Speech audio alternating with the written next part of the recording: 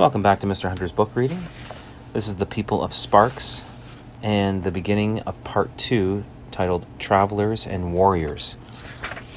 Chapter 14, What Torren Did. All day after Caspar and Maddie left, Mrs. Murdo wondered where Lena was. Had the doctor sent her on an errand? She asked, but the answer was no. Did Torren know where she was? He said he didn't know and he didn't care. Thinking maybe Lena had gone to the Pioneer Hotel to see Dune, Mrs. Murdo walked down there, but no one had seen her. By evening, when Lena was still missing, Mrs. Murdo was very worried. She found the note in her book that night. She frowned as she read it. This didn't seem like a good idea to her. It was one of Lena's rash, impulsive acts, and probably it was dangerous. Mrs. Murdo went downstairs, knocked on the doctor's door, and showed her the note. "Can we send someone after them?" she said, "to bring her back?" But the doctor shook her head. "They're a whole day ahead," she said. "No one could catch up. Even if you could find someone willing to go." So Miss Murdo went back to the bed and tried to sleep. She told herself that Lena had survived many dangers before, but still she lay awake, worrying most of the night. In the morning at breakfast, Torren asked where Lena was, and Miss Murdo told him. He jumped up from his chair. He threw down his piece of bread, which bounced on the table. "She went with them?" he cried. "She went with Caspar?" "Calm down," said Dr. Hester. "No," yelled Torren. "I won't calm down. I hate her. I hate all you cave people. Why did you have to come here and ruin everything?" With a furious swipe of his hand, he knocked over Mrs. Murdo's cup of tea. He kicked backward at his chair, which fell over, and he ran out of the room. Through the window, Mrs. Murdo saw him racing across the courtyard and down the gate. "Jealous," said the doctor. "He wants Caspar all to himself, and heaven knows why." "That boy craves attention," said Mrs. Murdo. "I doubt that he cares who it is from." "I suppose you're right," said the doctor, looking at Miss Murdo with faint surprise. Torren sped down the river road, full of boiling rage. He was the one who should be sitting beside Caspar, not that Maddie, and not that stupid cave girl. He should be there, riding on the truck, going away to be a roamer. But she had snuck off and done it instead, and he hated her for it. It was the worst thing that had happened to him in his whole life. He ran a long way, his feet pounding the dusty road, his fist pumping back and forth. Furious tears streamed down his face. When he stopped, panting, he was way out in the tomato field, not far from the wind tower, where he had been the day the cave people came up over the hill. He remembered how they had looked, like a swarm of horrible insects coming down toward the village. Now the cave people had settled in as if they were going to stay forever. They were eating food that should belong to Sparks people. They were wearing clothes that Sparks people had given them. They walked around in the streets of Sparks as if they belonged here. Torren wanted them gone. He stopped among the potato plants, throwing punches into the air. "Get out of here! Get out!" he cried, as if Lena and all the Emberites were there to hear him. His thoughts were like flames inside his head. He kept seeing Caspar on the seat of his truck with Maddie on one side of him and Lena on the other. The feeling that went with the picture was like a sharp stick in his stomach. If only he had one of those giant bombs they had in the old days. He imagined they were about the size of watermelons. He would shoot one at Lena, pow! It would sail halfway across the city and drop right on Caspar's truck and blow them all up. Then he would shoot another one at Pioneer Hotel, blam! It would flatten the building and blow up every one of the cave people. He longed to throw that big bomb. He could almost feel it in his hands. He'd come out at the end of the row of plants now, where a small whitewashed storage shed stood at the edge of the field. Crates of tomatoes were stacked nearby, ready to be distributed. Without thinking, Torren grabbed a tomato from the nearest crate and hurled it against the wall of the shed. It splattered. Red water dripped down the white wall. It felt so good to do this that he did it again. In a fury, he snatched up one tomato after another. Wham! Wham! Wham! He flung them with all his might until the window of the shed splintered. The wall was bleeding. It was a bleeding mess, and a long mound of broken red flesh lay on the ground. He stopped and took a breath. What would the farmers think when they saw this? 2 whole crates of tomatoes smashed? They'd be angry. But they wouldn't know he had done it, would they? No one had seen him. And that was when an idea floated into Torren's mind. A really excellent idea. He smiled, thinking about it. He threw one last tomato, aiming for the dark glass-toothed hole of the broken window.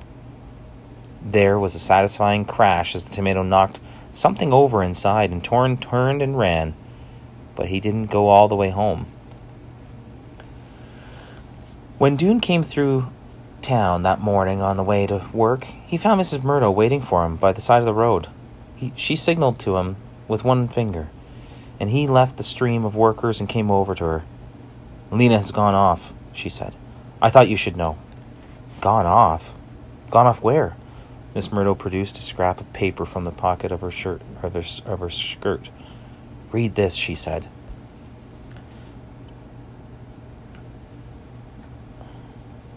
Dune read.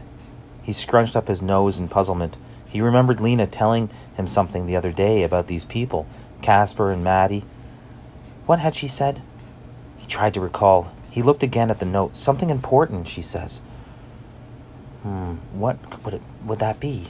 Mrs. Myrtle shrugged her thin shoulders. She gets ideas in her head, she said. Dune could see that she was worried, and though she didn't say so. Well, she says she'll be back in 2 or 3 days, said Dune. That's not too long. The odd thing is, said Miss Myrtle, that Casper, when he left, said he wouldn't be back for several months. Dune frowned. What was Lena up to? He didn't understand it, but he didn't want to make Miss Myrtle more worried than she was. She must have some plan for getting back, he said, handing back the note. Of course, said Miss Myrtle briskly. She folded the note and replaced it back into her pocket. There's no need to worry. I'll have her come and find you as soon as she returns. She headed back toward the doctor's house, and Dune went toward the fields. He walked slowly to give himself time to think. He was upset about Lena. How could she be so foolish as to launch herself out into an unknown world with 2 unknown people? But in a way, he wasn't surprised. Lena was always eager to investigate new places.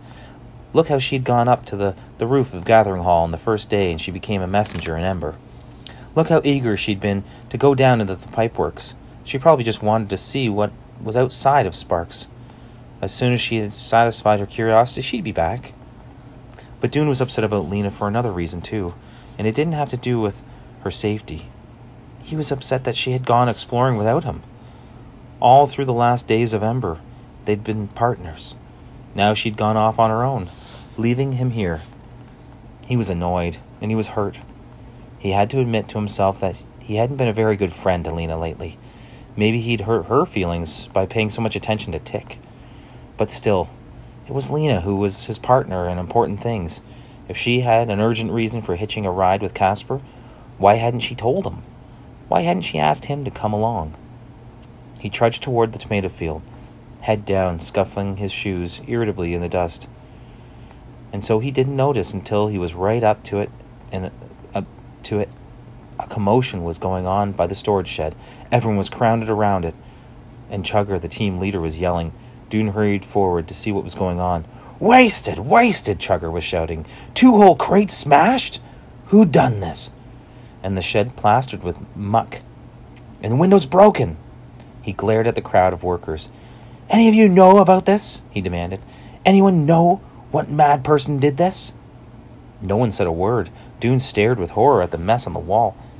It looked gory, as if it were smashed animals instead of just tomatoes. He could feel the rage in the person who had done it. I don't like this, Chugger said darkly. Nothing like this has ever happened before you people arrived. I want it cleaned up right away. Walls washed, windows fixed, mess cleared away. Get on it. Listen, someone said. Dune turned to see. It was Tick speaking. We didn't do this. Don't get all tough with us. Chugger whipped around. Who else would do it? Who else but one of you, always griping and grumbling?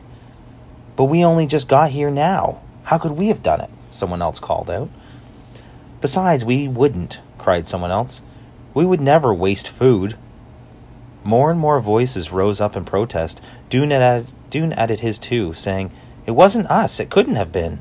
But Chugger just stood and scowled at them. Finally he yelled, Quiet, go get to work. Just after that, Dune heard running footsteps behind him and turned to see Torren racing across the field. He was shouting in his shrill, high voice as he came. I saw, he cried, waving his arms. Last night I was out here and I saw. He ran into the midst of the workers and stood panting, his little eyes wild. I heard a thump, thump, thump, so I snuck up to see, and I did see. Well then, said Chugger, what did you see? I saw who threw the tomatoes. I saw who made the big mess and broke the window. He stood with his neck poked forward and his skinny arms held tight to his sides. His whole body was trembling with excitement. His eyes scanned the group of workers. It was him, he shrieked, pointing straight at Dune. It was him that did it. I saw him. Dune was so shocked he couldn't make a sound. He stood with his mouth open, staring at Torren. Around him a few people spoke up. He did not, said someone else. He couldn't have, anyway. He wouldn't. No, someone else said. He would never do that. But Chugger seized his arm and pulled him roughly aside. What do you have to say for yourself? Is this your doing? Dune shook his head. No, he said. No, that boy is lying. And why would he do that? Why would he take the trouble to come out here first thing in the morning to point to you and lie? I don't know, said Dune. Chugger released his arm with a push. I'll be keeping a special eye on you from now on, he said. But why, said Dune. I didn't do this. How do I know that, said Chugger. It's your word against his, and he's one of us. And that's the end of the chapter.